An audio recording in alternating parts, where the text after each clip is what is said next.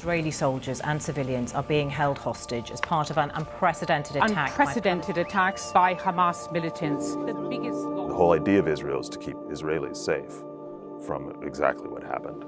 It was the most catastrophic sort of failure of government since the founding of the country 75 years ago. This void that the government had left was filled by ordinary Israelis. It was kind of a return to the collective that Israel was founded in, kind of a renewal of that spirit. The fighting has intensified in Gaza after people are dead following an airstrike on a refugee camp. The resilience that we're seeing in Gazan society today, part of it has to do with that sense of samud, an Arabic word for steadfastness, perseverance, that's come to be associated with Palestinian culture. What we're seeing in the war is a test of that samud. What I think we're seeing miraculously is that it is enduring, it has endured, in large part because of Palestinian society banding together in the way that it has.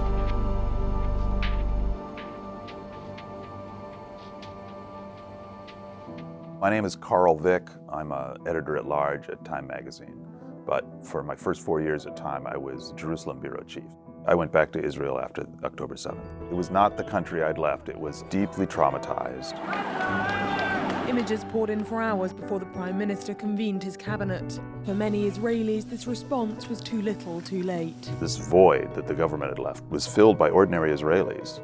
This incredible response from the population of Israel was basically a repurposing of a huge protest movement. For the last 10 months in Israel, Israelis had been gathering in public squares to protest the government of Prime Minister Netanyahu.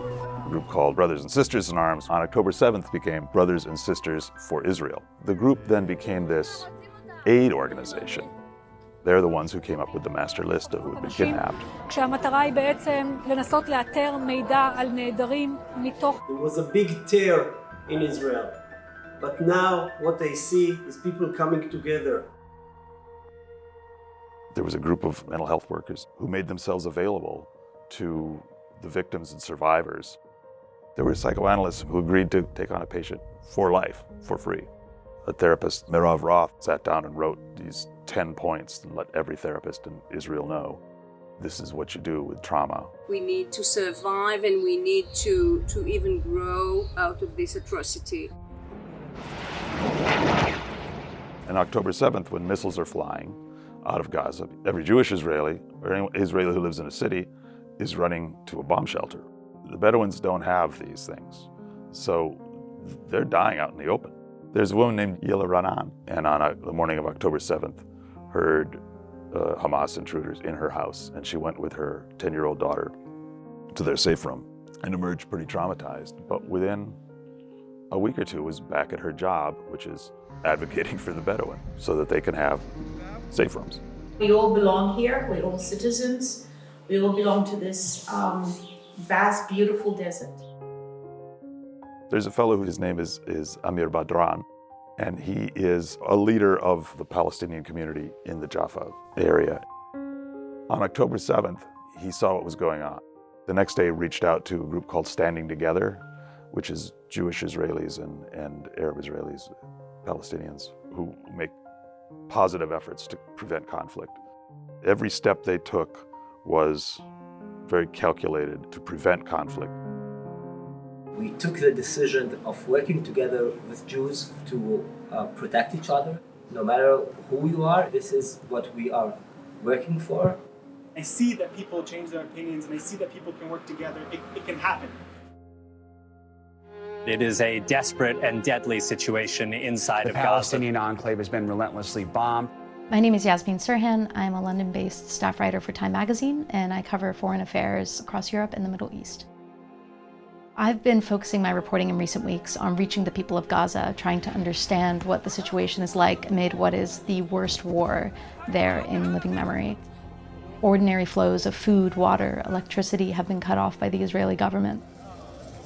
It's impossible to overstate just how difficult it is to reach the people of Gaza right now. People are simply trying to survive, so, reaching out to them, asking for them to take the time to speak to you is incredibly difficult.